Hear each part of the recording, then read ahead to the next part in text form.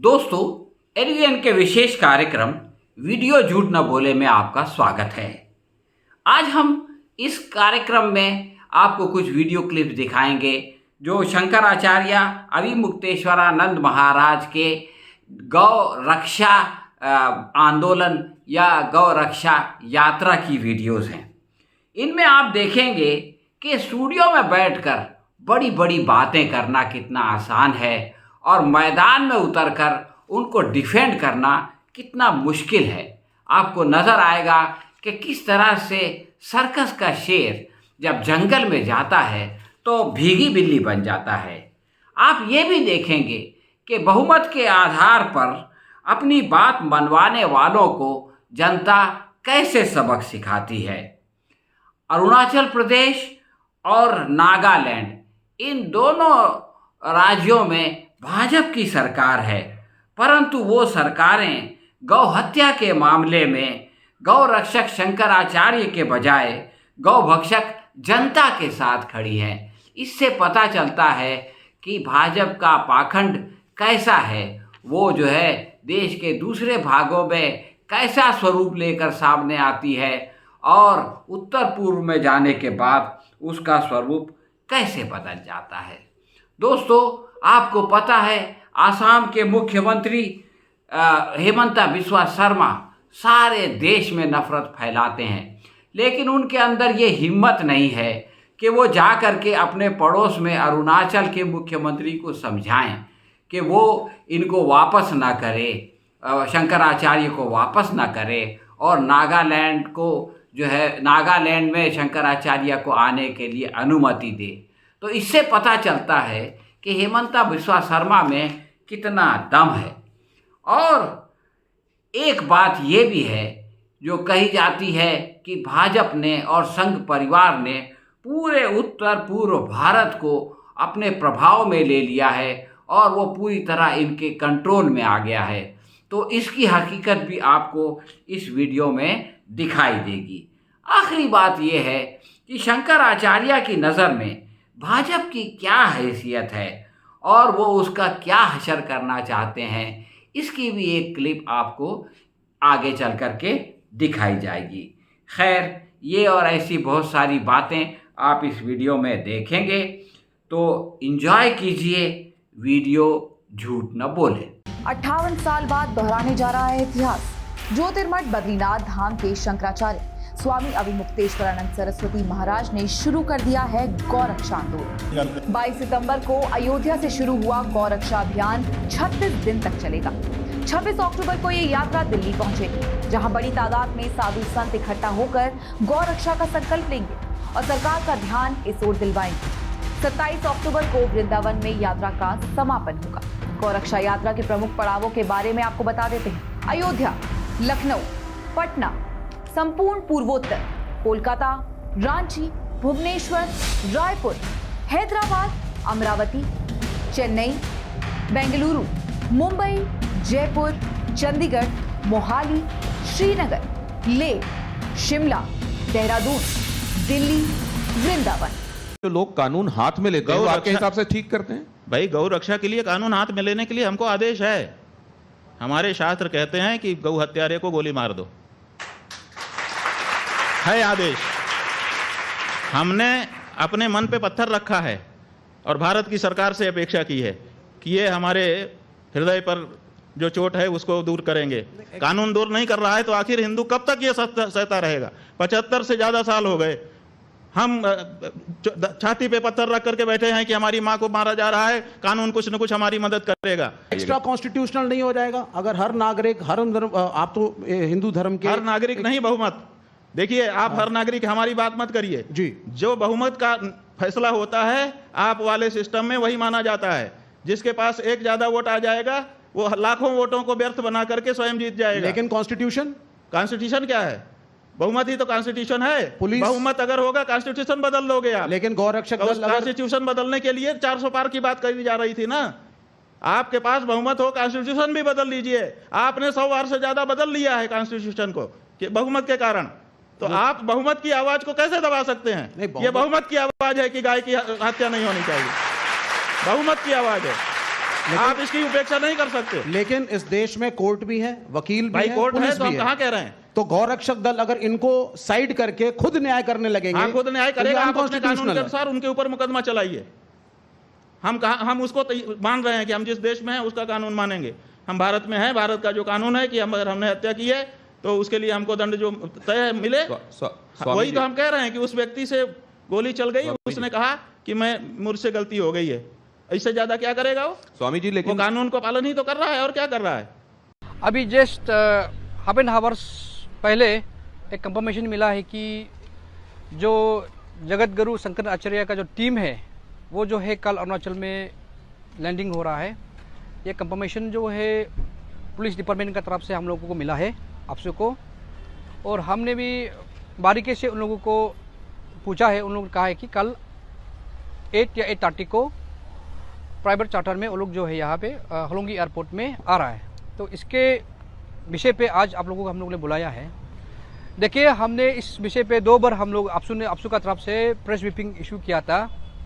Personally हम लोग ने ये कहा है कि जो जगत गुरु शंकर आचार्य ने जो अरुणाचल प्रेस क्लब में जिस हिसाब से उन लोग स्टेटमेंट दिया है, अपना एक अरुणाचल प्रदेश को अपना जागीर समझ के एक हिंदू राष्ट्र बनाने का जो उन लोग का जो पॉलिसी है उसको यहाँ इम्प्लीमेंट करने का जो स्टेटमेंट दिया है, उसको आपसू ने सबसे पहले कंडम करके एक प्रेस स्टेटमेंट दिया था नेपा क्लब बिल्डिंग में। फिर उसके बाद हम लोग ने छानबीन किया कि उन लोग का एग्जैक्टली मोटो क्या है आने का, एक रीजन क्या है। तब ये पता चला कि उन लोग ने ये कान पिन को लेके, ये जो गाय गोरू को लेके उन लोगों ने एक पाबंदी लगाने के लिए हमारा इंडिजिनस को, हमारा अरुणाचल प्रदेश को ये कान पिन को लेके उन लोग ने एक डायरेक्शन देने के लिए, एक डिक्टेट करने के लिए उन लोग आया। उसको आपसू ने एक अपोज किया। अपोज करके हम लोग ने डीसी कैपिटल यहाँ का जो एडमिनिस्ट्रेटिव को हम लोग ने एक लेटर दिया, एक चिट्ठी लिखा हम लोग ने कि आपसू ऑफिशियली इसको बंद करता है। आपसू इसलिए कहा है कि ये एक इंडिजिनस का सेंटिमेंट है, ये हमारा अरुणाचली का सेंटिमेंट है। यहाँ बाहर का लोग हमारा अरुणाचल क्या खाना है, क्या पीना है, आप कैसे हम लोग को डायरेक्शन दे सकता है। इसलिए हम लोगों ने उनको अपोज किया। डिस्ट्रिक्ट मजिस्ट्रेट ने परसों एक ऑर्डर इशू किया कि जो जगत गुरु टीम है उसको परमिट को डिनाई करता है बोल के एक ऑर्डर दिया। उसका बावजूद भी उन लोग आना, मतलब कि हमारा डिस्ट्रिक्ट एडमिनिस्ट्रेटिव को, हमारा पुलिस डिपार्टमेंट को उन लोग अंडरमाइन कर रहा है। यही नहीं बल्कि हमारा जितना सेंटिमेंट है उसको अंडरमाइन कर रहा है। कल अगर उन लोग आता है होलोंगी एयरपोर्ट में, अपना रिस्क पे आना पड़ेगा। ये आज आपसू ऑफिशियल स्टेटमेंट दे रहा है। कल को कुछ भी होता है वो अपना आप रिस्पॉन्सिबल लेना पड़ेगा। जो आ रहा है, जो टीम आ रहा है, वो अपना रिस्पॉन्सिबल लेना पड़ेगा। कल को कुछ भी हादसा होता है, लॉ एंड ऑर्डर प्रॉब्लम होता है, तो जो जगत गुरु का टीम है अपना आप पे रिस्पॉन्सिबल लेना पड़ेगा। आज आपसू डिक्लेयर करता है, गाय जो है एक सिंपल सा एक एनिमल है, वो हम लोग के लिए कोई माता नहीं है, और वो किसी भी अरुणाचली के लिए वो माता नहीं है। हमारा माता जिसने हमको जन्म दिया है वो हमारा माता है। गाय एक गाय है, वो एक जानवर है, और हर दिन वो मरता है अरुणाचल में। ज्यादा आप लोग प्रवोक करेगा अरुणाचली को, देखिए यहाँ नहीं रहेगा आप लोग। ये सीधा सा बात है। हम लोग को, हमारा इंडिजिनस को आप लोग ज़्यादा मत भड़काइए। ये आज हम लोग नहीं करेगा तो हम लोग कभी नहीं कर पाएगा। तो इसलिए ये धीरे धीरे ये लोग क्या कर रहा है कि हमारा इंडिजिनस को खत्म करने का जो पॉलिसी कर रहा है। नागालैंड जो प्रदेश है आपके उत्तर पूर्व का, वहां की सरकार ने कैबिनेट की बैठक बुला करके और आदेश पारित कर दिया कि शंकराचार्य जी नागालैंड में प्रवेश नहीं कर सकते। शंकराचार्य जी ने ऐसी कौन सी बात कह दी जिसके कारण उनको आप प्रदेश में घुसने से ही रोक रहे हो? हमको बड़ा आश्चर्य हो रहा है। हमने किसी के विरुद्ध कोई बात कही होती, किसी को गाली दी होती, किसी को डांटा होता, किसी को फटकारा होता, किसी को दोषी बताया होता, तब आप अगर हमको रोक लगाते तो हमको ठीक लगता। लेकिन हमने तो कुछ कहा ही नहीं। हम तो अपनी बात कहने के लिए, हमारे देश के जितने निवासी हैं, क्या हम उनसे, उनके पास जाकर के बातचीत नहीं कर सकते? क्या हम उनसे संवाद नहीं कर सकते? जैसे वो कहते हैं कि हम तो गाय खाएंगे, क्या हम वैसे वहां पर जाकर के उनके सामने नहीं कर सकते, भैया हम बचाएंगे? इतना कहने के लिए हमको क्यों नहीं छूट दी गई? तो आज सिक्किम के इस गंगटोक राजधानी से उत्तर पूर्व के सभी प्रदेशों के जो मुख्यमंत्री हैं, जो वहाँ के सरकारें हैं, उनसे हम आप पत्रकारों के माध्यम से अनुरोध करना चाहते हैं कि हमको आने से मत रोकिए। हम किसी के विरुद्ध नहीं हैं। देश बहुमत से चलता है और बहुमत तो सनातन धर्मियों का है देश में।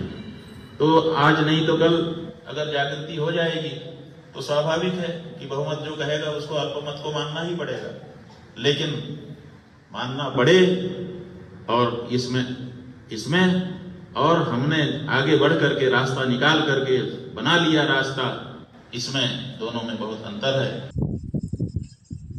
ज्योतिष पीठाधीश्वर जगत गुरु शंकराचार्य स्वामी अभिमुक्तेश्वरानंद सरस्वती जी महाराज आज अरुणाचल प्रदेश की राजधानी यहाँ पर जो है गौ ध्वजा को फहराया और अब प्रशासन की अनुमति न मिलने की वजह से वापस जगत गुरु शंकराचार्य नागालैंड के लिए प्रस्थान कर रहे हैं।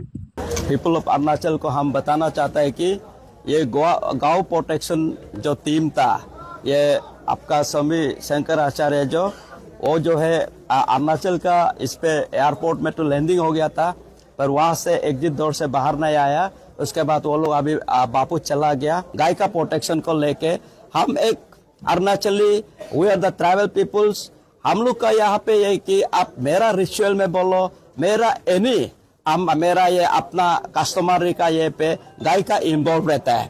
इवन दो हम लोग जो है अपना आप को प्रोटेक्ट करने के लिए, इवन हम लोग का कोई बीमार भी हो जाता है तो हम इंडिजिनियस स्टाइल से जब पूजा करता है, हम गाय को सेक्रीफाइस करके खुद को प्रोटेक्ट करता है।